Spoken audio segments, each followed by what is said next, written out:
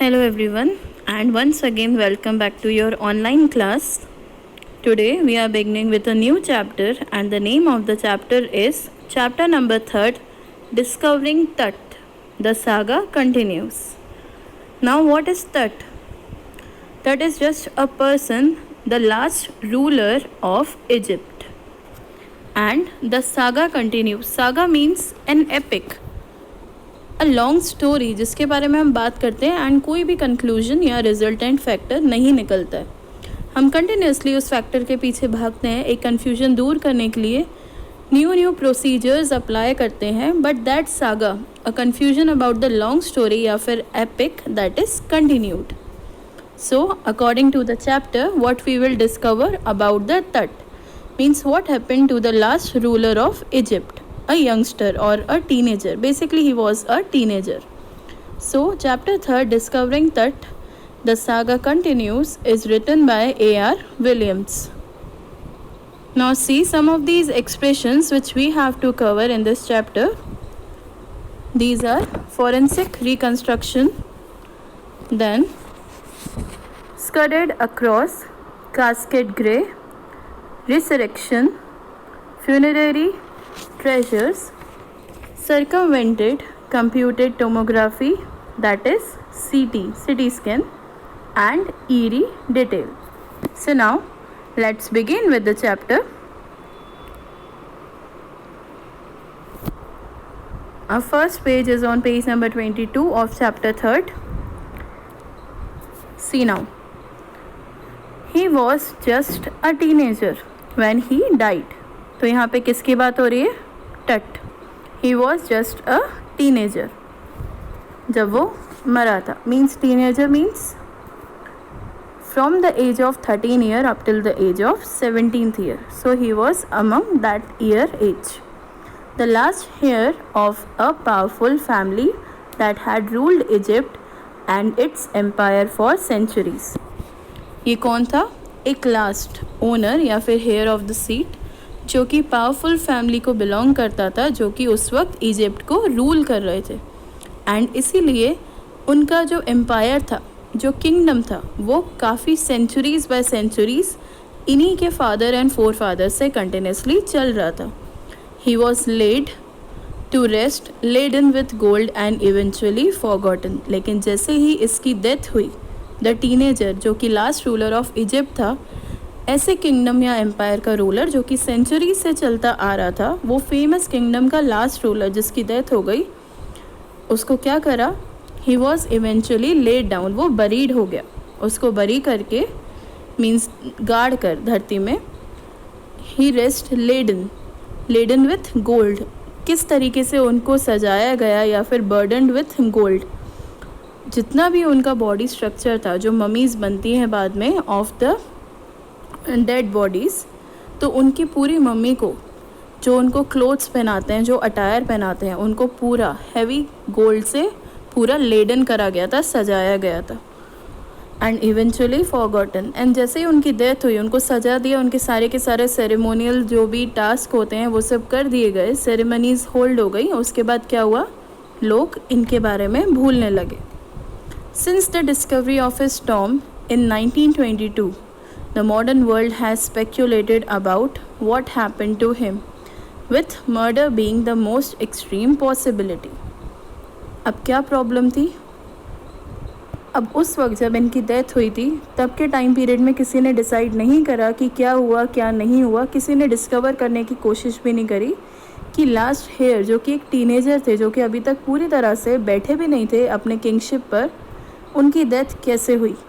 लेकिन तब जाकर इनके टॉम की, जो कि पूरा का पूरा एक स्मॉल बिल्डिंग होती है जिसमें डेड रिमेन्स हम रखते हैं, एक पूरा एक स्ट्रक्चर होता है जो कि हाफ अंदर बरीड होता है एक सॉयल एरिया में और हाफ ऊपर होता है. इस तरीके से जो टॉम स्ट्रक्चर होता है, तो उस टॉम को दोबारा डिस्कवर करा 1922 में लोगों ने.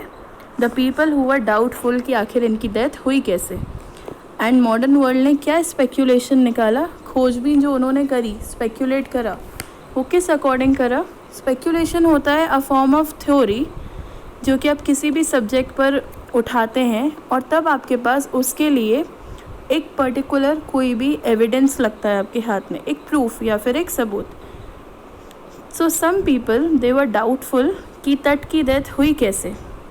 तो एनी हाउ उन्हें जब कोई प्रूफ नहीं मिला तब उन्होंने उस सब्जेक्ट पर, मीन्स जो लास्ट टीनेजर था तट, उसके ऊपर स्पेक्यूलेशन स्टार्ट किया. And then what they came on a conclusion, वो कौन से कंक्लूजन पर आए, दैट तट के साथ हो सकता है कि उनका मर्डर हुआ हो. That was the extreme possibility. Conclusion या resultant factor of that speculation was that may be Tut was murdered. उनकी नॉर्मल या जनरल डेथ नहीं हुई थी, ही वॉज मर्डर्ड. और इसी के अकॉर्डिंग लोगों ने पॉसिबिलिटी उठाई. दीज पीपल वर आर्कियोलॉजिस्ट, जो कि पास्ट सारी की सारी चीज़ों से डील करते हैं, deal with the history terms. तो ऐसे पीपल, जनरल पीपल नहीं थे ये लोग. Now leaving his tomb for the first time in almost 80 years.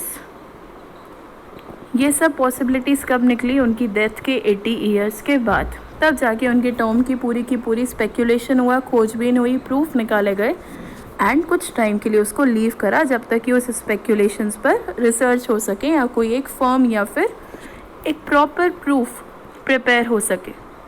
तट has undergone a CT scan. You have read a term before, computed tomography, that is CT scan. So what is CT scan?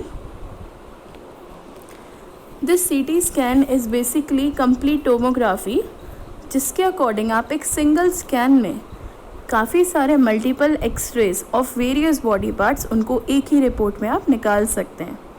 तो इसी according जो Tom के अंदर जो mummy थी तट की, उसका CT स्कैन हुआ था after 80 years. So he has undergone to a CT scan for reporting of various X-rays after 80 years. That offers new clues about his life and death. And तब जाकर काफ़ी सारे नए सबूत, नए क्लूज उनके लाइफ और डेथ से जो रिलेटेड थे, उन मिडिल टर्म्स के सारे काफ़ी सारे न्यू प्रूफ आर्कियोलॉजिस्ट के पास आए थे. And provide precise data for an accurate forensic reconstruction of the boyish Perrow. And उसके बाद क्या हुआ, वो जो CT स्कैन हुआ था उसके अकॉर्डिंग एक प्रिसाइज, एक बिल्कुल क्लियर एग्जैक्ट डेटा, जो कि एक्यूरेट डाटा होता है, उसके अकॉर्डिंग पूरा का पूरा तट के बारे में वो आर्कियोलॉजिस्ट ने निकाला. एंड उसके अकॉर्डिंग एक फॉरेंसिक रिकन्स्ट्रक्शन भी कराना. What is forensic reconstruction? In forensic reconstruction जो पर्सन का फेस होता है उसमें से उनके स्केलेटल रिमेन्स निकाल के, उनका स्केलेटन जो होता है, जो बॉडी रिमेन्स होते हैं, उसके थ्रू, पर्सन के पूरे फेशियल एक्सप्रेशंस के थ्रू एक रिपोर्ट निकलती है, एक रिपोर्ट जनरेट होती है. So that is recreating a face, कि वो कैसे दिखते थे उनके स्केलेटल रिमेन्स के अकॉर्डिंग, एंड उस अकॉर्डिंग एक फेस स्ट्रक्चर बनाना. मीन्स ये जो आप देख सकते हैं, दिस पर्सन तट, नो वन नोज़ कि वो एग्जैक्टली कैसे दिखते थे. जो भी आर्कियोलॉजिस्ट उन पर रिसर्च कर रहे थे, बिकॉज आफ्टर 80 ईयर्स की बात है, and that also not in the terms of technology. तो किस तरीके का उनका फेस दिखता है, वो फेशियल पूरा रिकन्स्ट्रक्शन उनके स्केलेटल रिमेन से हुआ है, उनकी बॉडी के स्केलेटन के रिमेन से. और तब जाकर उनका एक फेशियल एक्सप्रेशन कि उनका फेस कैसा दिखता है, वो फॉरेंसिक रिकन्स्ट्रक्शन के थ्रू निकाला गया. Of the boyish pharaoh. Pharaoh होता है मेन किंग, जिसके बारे में आप बात कर रहे हैं. तो ये थे बॉय, लेकिन इनको किंगडम पर बिठाया जाना था. So he was the pharaoh of that time. Now we will continue with the next page, that is page number 23.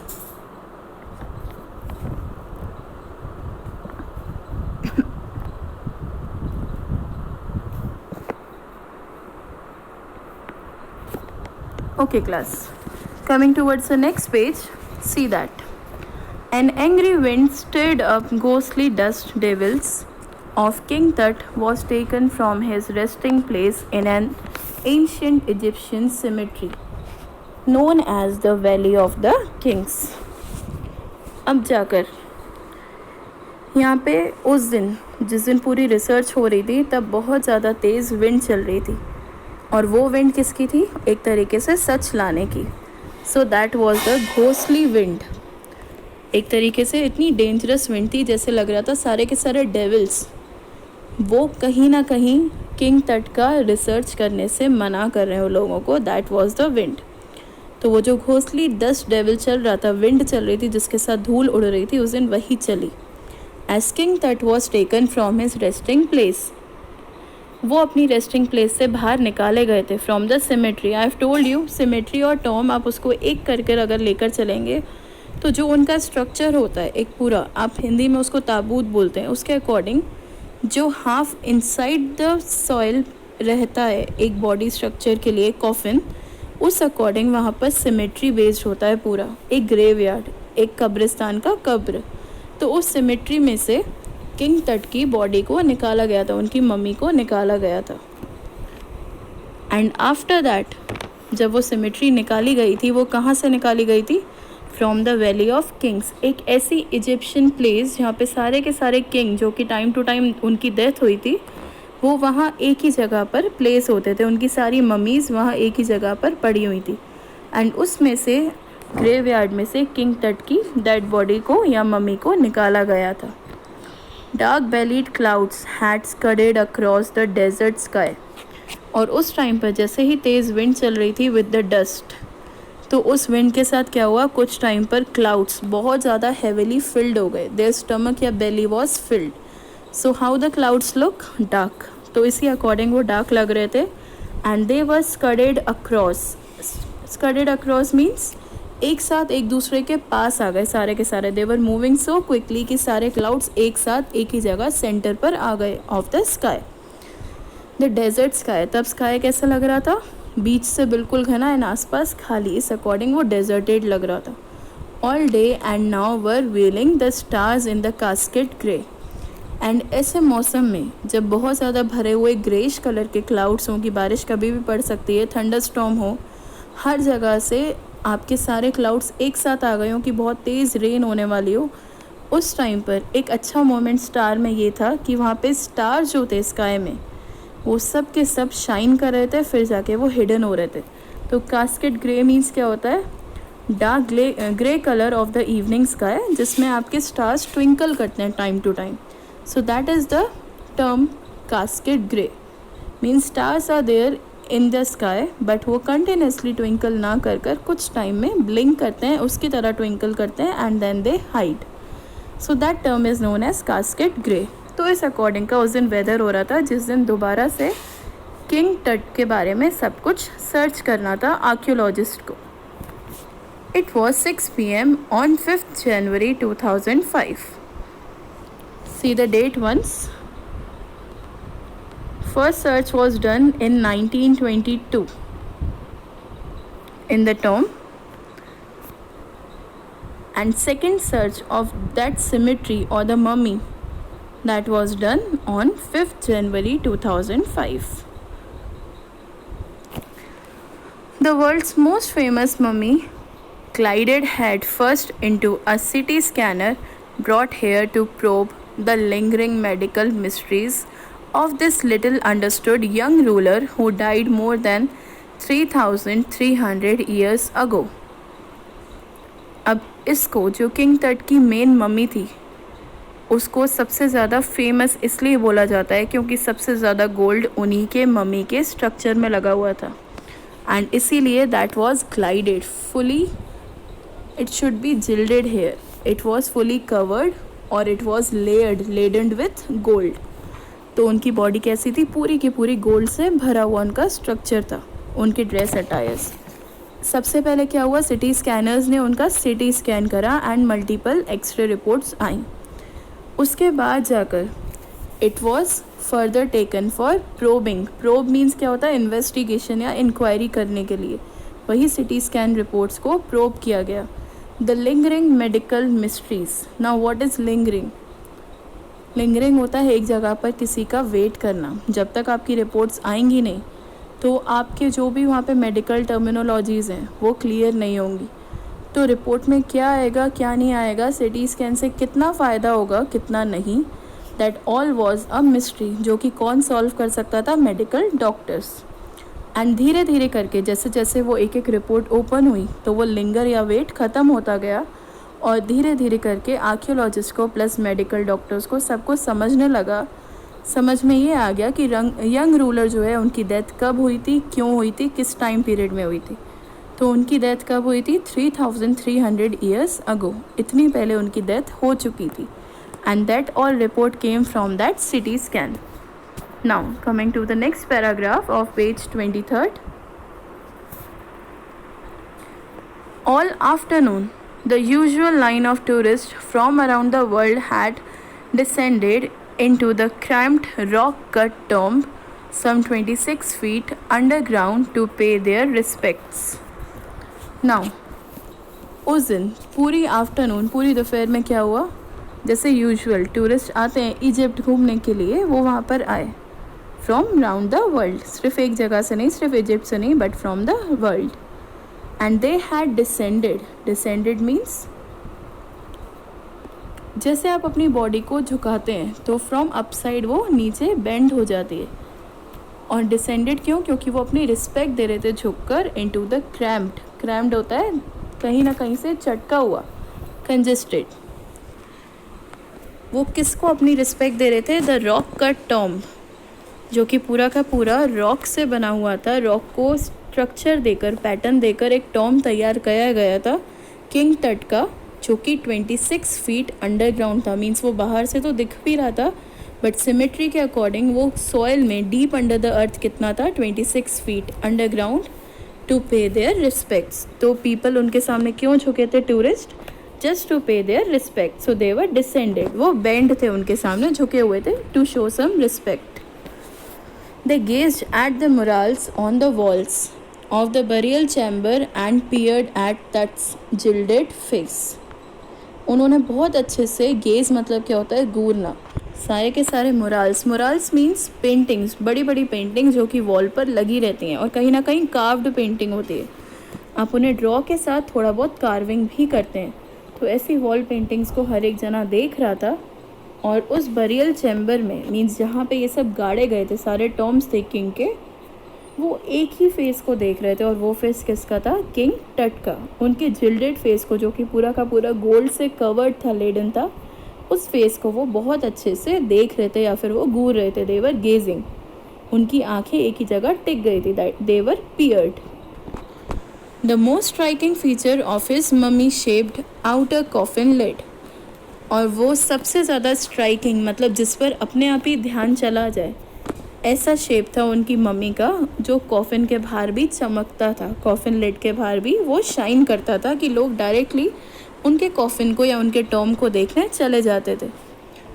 Some visitors read from guide books in a whisper. और कुछ visitors वहाँ पे ऐसे थे जो अभी तक की गाइडेड बुक्स थी कि किंग तट का कब तक टाइम पीरियड था, वो कैसे काम करते थे, उन्होंने क्या करा क्या नहीं लाइफ में, इस अकॉर्डिंग उनकी या बाकी किंग्स की बुक्स को पढ़ रहे थे धीरे धीरे इन अ विस्पर टोन, कि किसी और को डिस्टर्बेंस ना हो.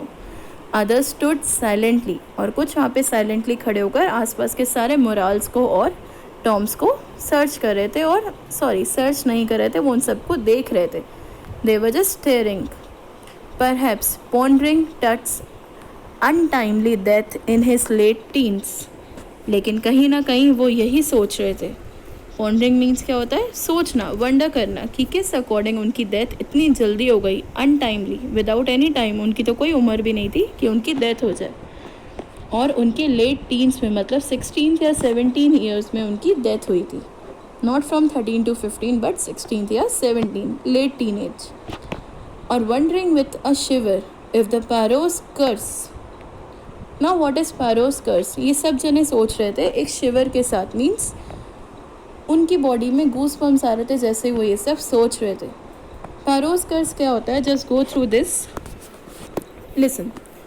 पैरो मीन्स होता है एक ओल्ड कस्टम किंग, जो कि सेंचुरीज बाय सेंचुरीज कंटिन्यूसली अपना रूल करता है.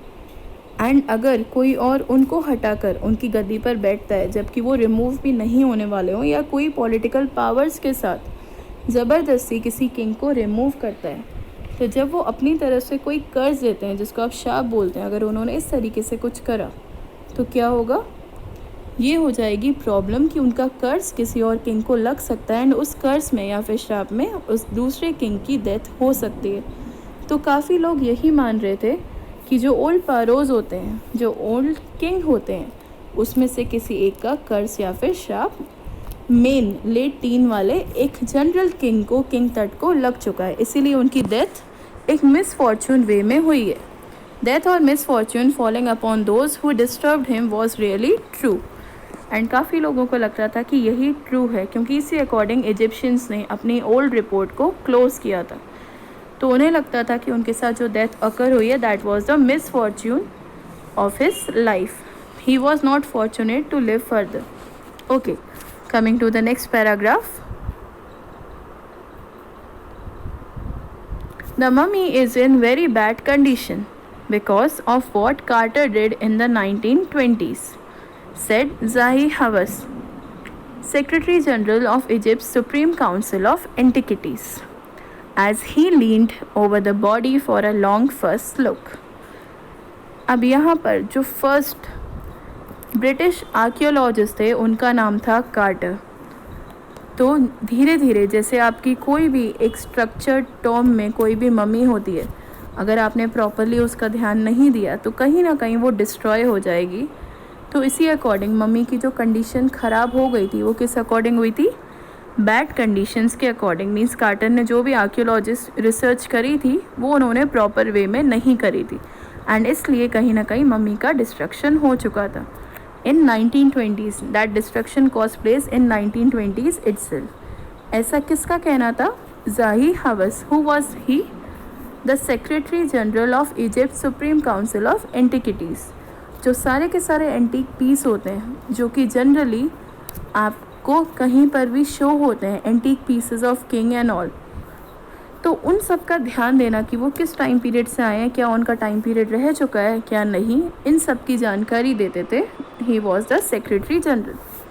और उन्होंने काफ़ी टाइम तक एक ही जगह अपनी आइज़ को टिकाया और ये बोला कि बॉडी डैमेज हो गई इसलिए वो आज वैसा लुक नहीं दे रही. Carter Howard Carter, that is, was the British archaeologist who in 1922 discovered Tut's tomb after years of futile searching. Again यहाँ पे पूरा नेम डिस्कवर हुआ है. He was Howard Carter, not only Carter but Howard Carter. That was the full name of the British archaeologist. I've told you who are archaeologists, जो कि history के बारे में पूरा रिसर्च करते हैं. Everything that was dealing with history, historical parts. तो उन्होंने 1922 में डिस्कवर किया था टट्स का टॉम्ब. एंड आफ्टर दैट उन्होंने क्या करा? उस टॉम्ब की फ्यूटाइल सर्चिंग करी. मीन्स उन्होंने सर्च करा but he was not successful, he was failed. Means somewhere he was doomed. उनको वैसे रिजल्ट या रिस्पॉन्स नहीं मिले जो उन्हें उम्मीद थी कि मिलेंगे इस टॉम्ब से. So he was felled in 1922. Its contents though hastily ransacked in antiquity. उसका जो भी उन्होंने रिपोर्ट बनाई थी, जो भी कंटेंट उन्होंने लिखे थे, they were hastily ransacked. Means बहुत ज़्यादा जल्दी में या क्विकली बनाए गए थे बिकॉज उनको एविडेंस नहीं मिल रहे थे. तो जो भी एविडेंस मिले उन पे बहुत क्विक शॉर्ट सर्चिंग रिपोर्ट तैयार की गई थी. मीन्स ज़्यादा deeply he was not going through any of the report. तो इस अकॉर्डिंग उन्होंने हेस्टली रैंसैक करा एक पूरी की पूरी एंटिक्विटी को, विच वॉज सरप्राइजिंगली कंप्लीट. उन्होंने रिपोर्ट तो कंप्लीट कर दी थी but it was not pure final report. They remain the richest royal collection ever found and have become part of the pharaoh's legend. अब जाकर क्या हुआ? कहीं ना कहीं जब उन्होंने रिसर्च कर ली तो दोबारा वो जो मम्मी थी टट की, उनके पूरे के पूरे रिमेन्स को, बॉडी स्ट्रक्चर को रॉयल कलेक्शन में रख दिया. जो हमने स्टार्टिंग में पढ़ा था वैली ऑफ किंग्स, उन्हीं रिचेस्ट रॉयल किंग्स के कलेक्शन में एक बॉडी ये भी आ गई, dead body, without any further search from many years. And इस अकॉर्डिंग सब ने यही मान लिया एज अ कंक्लूजन कि जो ओल्ड स्टोरीज थी, जो ओल्ड लेजेंड बोले जाते हैं, अनट्रू स्टोरी या फॉल्स स्टोरी जो लोग बनाते रहते हैं, मन गढ़ंत कहानियाँ, उसी अकॉर्डिंग ये भी एक पैरो लेजेंड का पार्ट था. It was a part of the pharaoh's legend. Stunning artifacts in gold, their eternal brilliance meant to guarantee resurrection. अब जाके कुछ लोग जो कि आर्टिफैक्ट्स पर मानते थे, मीन्स जो न्यू रिपोर्ट्स आते थे, वो कहीं ना कहीं इस गोल्ड पैटर्न को हटाकर जो पूरा का पूरा इटर्नल ब्रिलियंस होता है, मतलब कि अनएंडिंग इंटेलिजेंस, उसके अकॉर्डिंग मीन्स मेडिकल रिपोर्ट्स हैं जो कि एक ही बार में रिपोर्ट देंगी लेकिन फुल बॉडी का देंगी, तो वो क्या होगा, मेडिकल इंटेलिजेंस या टेक्नोलॉजी के ज़रिए एक अनएंडिंग रिस्पॉन्स मिलेगा जिसको कोई भी डिनाई नहीं कर सकता. So they were meanting to guarantee resurrection. Resurrection means coming to life after death. Means जो किंग पहले ही मर चुके हैं और उनके बारे में कुछ भी सर्च नहीं कर पाए अभी तक लोग, तो अब जो न्यू मॉडर्न आर्कियोलॉजिस्ट थे वो ये चाहते थे कि मेडिकल टेस्ट के थ्रू उस पूरी बॉडी का दोबारा चेकअप हो इंटेलिजेंस के थ्रू, एंड एक गारंटी या फिर अश्योरेंस मिल जाए कि वो बॉडी जिसकी डेथ हो चुकी है वो आखिर क्यों हुई थी, ताकि हम उस बॉडी को एक इंसाफ दिला सकें. Let the body come to life after death. लोग अगर उनको याद करें तो एक लेजेंड समझ के नहीं, बल्कि असलियत में उनके साथ क्या हुआ था, that reality should be shown. Caused a sensation eight the time of the discovery. And इसी बात ने एक सेंसेशन खड़ा कर दिया कि डिस्कवरी में पहले क्या पाया गया और अब दोबारा क्या पाया जाएगा. तो वो जो एक हलचल होती है, that wide spread of reactions, sensation, वो लोगों के माइंड में दौड़ पड़ा. And still get the most attention. एंड इसीलिए सबसे ज़्यादा अटेंशन किसको मिल रहा था, the new researching of Tut's body. But Tut was also buried with everyday things he would want in the afterlife. लेकिन तट को ऑलरेडी लोगों ने सारे के सारे जो भी बरियल सेरेमनीज होती हैं उन सब के साथ बरी कर दिया था. और इजिप्शियंस में ये मानते हैं कि जिनको आफ्टर लाइफ के मटेरियल्स दे दियों, मीन्स फ्यूनररी ट्रेजर्स दे दियों, उनकी बॉडी को दोबारा निकाल कर ये सारे प्रोसीजर्स नहीं करने चाहिए. That was the thinking of the old Egyptians. तो उन्हें आफ्टर लाइफ टॉम में क्या क्या मटेरियल्स ऑलरेडी प्रोवाइड थे, द बोर्ड गेम्स, लाइक सारे के सारे किंग जो चेस प्ले वगैरह करते हैं उस अकॉर्डिंग सारे बोर्ड गेम्स. अ ब्रॉन्ज रेजर, उनको एक रेजर भी दिया था जो कि प्योरली ब्रॉन्ज का था. लिनन अंडरगारमेंट्स, सबसे ज़्यादा costly undergarments. Cases of food and wine, ये सब उनकी डेड बॉडी के साथ उनके टॉम में ऑलरेडी उन्हें प्रोवाइड कर दिया था. Means last ceremony of death हो चुकी थी according to Egyptians rule. Coming towards the next paragraph, after months of carefully recording the pharaoh's funerary treasures. ये सब क्या थे, funerary treasures, जो आफ्टर डेथ लोगों को उनके बरियल्स के साथ या टॉम के साथ प्रोवाइड कर दिया जाता है. These are the artifacts जो उनको डेली लाइफ में लगते हैं. तो ये आर्टिफैक्ट्स या मटेरियल दोबारा नहीं निकाले जाते हैं, ना ही टॉम का कोई पर्सन निकाला जाता है अकॉर्डिंग टू इजिप्शियन रूल. तो काफ़ी सारे केयरफुल मंथ की रिकॉर्डिंग के बाद जो कि कार्टर ने करी थी, again Carter began investigating his 3 nested coffins. अब जिस तरीके से किंग के साथ उनके जुड़े हुए 3 और कॉफिन्स गए थे जिनमें ये सारे के सारे फ्यूनररी ट्रेजर्स गए थे उनके साथ, अब कहीं ना कहीं कार्टर ने उनका इन्वेस्टिगेशन भी उस टाइम पर बिगेन कर दिया था. Opening the first he found a shroud adorned with garlands of willow and olive leaves, with celery, lotus petals and cornflowers, the faded evidence of a burial in March or April.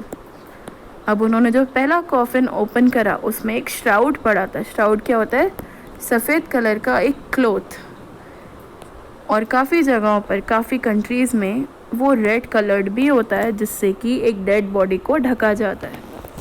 That last sheet, bed sheet के according, तो उस shroud से उन्हें ढका गया था. और वो पूरा श्राउड किससे सजा हुआ था, अलग अलग फ्लावर्स के कलेक्शन से. उसमें बहुत सारे गार्लेंड्स या बुकेस थे of willow, olive leaves, wild celery, lotus petals and cornflowers. ये सारे के सारे अलग अलग फ्लावर्स से वो ढका हुआ था, कवर्ड था, सजा हुआ था. It was adorned. और वो सब एविडेंस कहीं ना कहीं फेड हो चुके थे उनके बरियल के जब उन्होंने ये सब रिसर्च करी थी. And that was the time of either March और अप्रैल.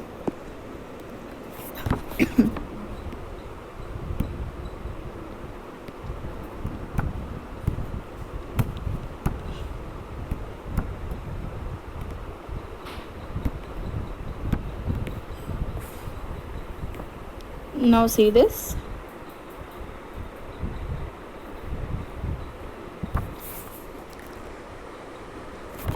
When he finally reached the mummy, though he ran into trouble, the ritual's raisins had hardened, cementing Tut to the bottom of his solid gold coffin. अब जैसे जैसे करके उनके पास 3 nested coffin से जो तट के साथ गए थे. फर्स्ट में तो श्राउड था विथ फ्लावर्स जिसमें से कोई प्रूफ नहीं मिला at the time of burial. Second was again the coffin with the funerary treasures जिसमें से अगेन कोई मटेरियल नहीं मिला. And when he finally reach to the mummy means the third coffin, then he ran into trouble. उनको trouble क्यों हुआ? Because coffin में से वो ऑलरेडी आर्कियोलॉजिकल सर्च कर चुके थे and no proof was recognized at that time. The ritual raisins had hardened. जो उस टाइम पर जो वुड्स लगती हैं, रेसिन्स लगते हैं जिसमें से बहुत अच्छी एक येलो कलर की वुड से स्मेल आती है, लिक्विड परफ्यूम्ड, वो कहीं ना कहीं हार्डन हो गया था. उसका पूरा परफ्यूम ख़राब हो चुका था, मिट गया था. एंड तट की बॉडी पे वो एनी हाउस सीमेंटेड हो गया था. जो भी उसमें से बॉडी का कंटिन्यूस रिसरेक्शन करने के लिए, रिसर्च करने के लिए जो बॉडी को उठाया था वो सब कुछ ख़राब हो गया था. It was improper. तो इस अकॉर्डिंग वो सॉलिड गोल्ड कॉफिन में कोई भी प्रूफ नहीं मिल पाया to Carter. No amount of legitimate force could move them. अब किसी भी तरीके का कोई भी लेजिटिमेट फोर्स या फिर वैलिड प्रूफ उन्हें नहीं मिला जो कि फर्दर रिसर्च के लिए किसी भी इजिप्शियन को फोर्स कर सके. Carter wrote letter What was to be done? अब उन्होंने दोबारा लिखा कि इसके बाद अब उन्हें क्या करना चाहिए था. The sun can beat down like a hammer this far south in Egypt and Carter tried to use it to loosen the raisin. अब जाके सन के थ्रू, जो कि कंटिन्यूसली इजिप्ट में माना जाता है कि किसी भी चीज़ को वो पिघला सकते हैं, फिर चाहे वो एक हैमर ही क्यों ना हो, उस अकॉर्डिंग कार्टर ने ट्राई करा कि कहीं ना कहीं जो रेसिन्स हैं जो कि बहुत ज़्यादा हार्डेंड हो चुकी हैं, कहीं उन रेसिन्स को, उन वुड पीसेस को जिसमें से जो येलो कलर की, एक तरीके से जैसे आपके यहाँ चंदन यूज़ होता है उस अकॉर्डिंग की जो वुड होती है, उसे कहीं ना कहीं सन में थोड़ा बहुत मेल्ट किया जाए कि उसमें से वो परफ्यूम जो क्वालिटी होती है, जो लिक्विड निकलता है ऑयल, उसका यूसेज लाया जाए. So he tried one another option that is the sun. Now we will continue with this chapter tomorrow as well. The chapter is too tough for you because it history based. So please go through the chapter once again class. Thank you and have a nice day.